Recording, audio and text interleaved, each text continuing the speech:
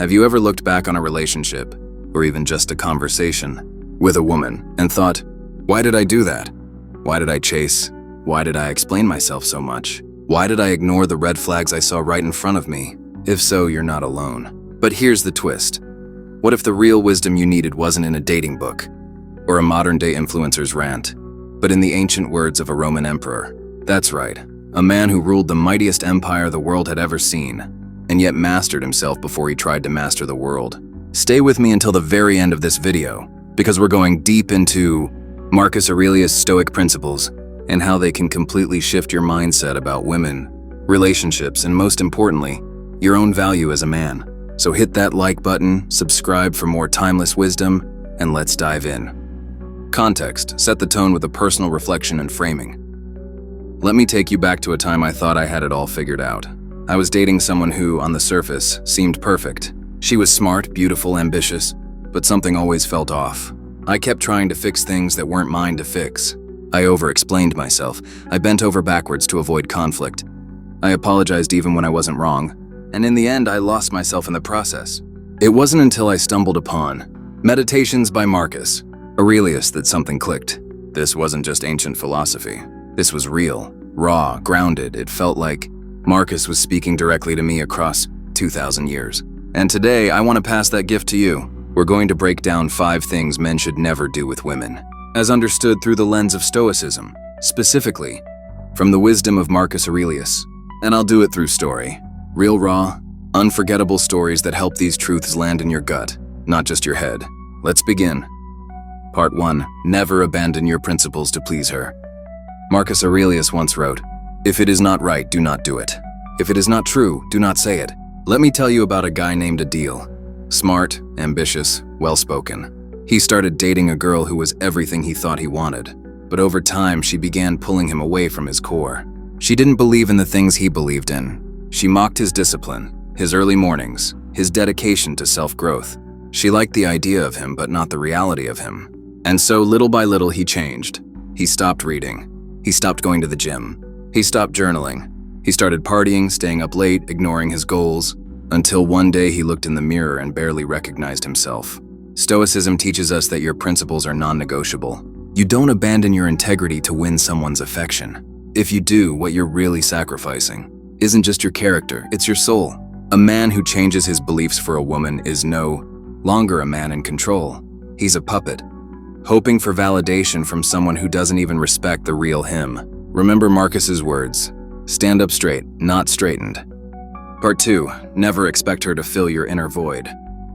There was once a Roman general who returned from battle and knelt before Marcus Aurelius. He was victorious but deeply empty. He had wealth, fame, women, but no peace. Marcus simply told him, "You have power over your mind, not outside events. Real strength lies in mastering yourself." Fast forward to today. Let's talk about a man named Tariq. He was charismatic, a magnetic guy, but he carried this deep hunger inside, a need to be loved, needed, validated, and he poured that onto every woman he dated. He wanted her to be his source of joy, calm, confidence. He made her his everything. At first it felt romantic, but soon it felt suffocating. And like most women would, she pulled away. Here's the hard truth. A woman cannot fix a broken man. That's not her job. That's yours. If you enter a relationship empty, hoping she'll make you whole, you're setting both of you up for failure. And Stoicism teaches us the opposite. Wholeness is found within, through mastery of your thoughts, your fears, and your desires. Nowhere can man find a quieter or more untroubled retreat than in his own soul. Marcus Aurelius. Stop making her your anchor. Become your own. Part 3. Never lose control in emotional storms. Let me paint a scene. You're having an argument. She's yelling, accusing, crying, saying things that don't even make sense. And you explode. You say things you don't mean. You react instead of respond. Sound familiar? Here's the thing. Marcus Aurelius never said, "Don't feel," he said, "You have power over your mind, not outside events." The Stoic man is not emotionless. He's composed, grounded, present. Let me introduce you to Bilal, a man known for his fiery temper. Every time his girlfriend got emotional, he'd match it. Fire with fire. And like all fires, they eventually burned the whole house down. One day, after yet another explosive argument, he finally opened Meditations. and something hit him like a thunderbolt. How much more grievous are the consequences of anger than the causes of it? From that day forward, he stopped reacting. He began observing, breathing, creating space before responding. And guess what? Her respect grew. The storm stopped because she no longer controlled his peace. Women test you not because they want weakness, but to feel your strength. Learn to be still when the world is chaotic, and you'll become a rare man in any age. Part 4. Never chase when she withdraws. There's a wild truth in Stoic thought that most modern men resist. It's this: detachment is strength. Let me tell you a story about Hamza.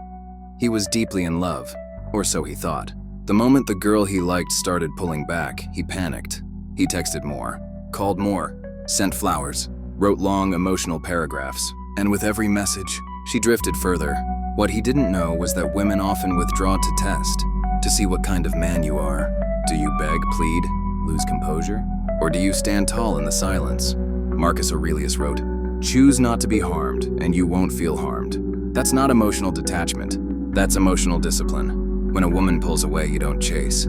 You hold your frame. You keep walking your path. You let her come to you or walk away. Because if she doesn't value your presence, your absence will teach her. The Stoic man is the mountain. He does not run after the weather. He weathers it. Part 5. Never forget that your purpose comes first. This is the one that stings the most, especially for men raised in a culture that tells them to put her first. But Stoicism reminds us that a man's duty is to his purpose, his path, his mission. Marcus Aurelius was emperor of Rome. He loved his family, but he knew if he didn't fulfill his responsibility to Rome, everything else would crumble. Let me tell you about Daniel. He was building a business, waking up early, focused, locked in. Then he met someone, beautiful, magnetic, sweet. She supported him out at first, but slowly she began demanding more time, more attention, more compromise. He missed meetings, delayed launches, made promises he couldn't keep to both her and himself. And one day she left saying, "You're not the man I fell in love with." Why? Because she fell in love with the man on a mission, not the man who gave it up for her. Stoic men understand purpose is not optional. It's oxygen. Waste no more time arguing what a good man should be. Be one, Marcus Aurelius. If she's the right woman, she'll walk beside your purpose, not in front of it. If not, let her walk away. Never lose control in emotional storms. Never chase when she withdraws, and never ever place her above your purpose. It's not about being cold. It's about being centered. It's not about rejecting women. It's about respecting yourself. When you embody Stoicism, not just read it, everything changes. You stop chasing women and start attracting quality. You stop begging for love and start commanding respect. You stop losing yourself and become yourself. And that, my friend, is when life and love truly begin. With that said, thanks for watching, and until next time.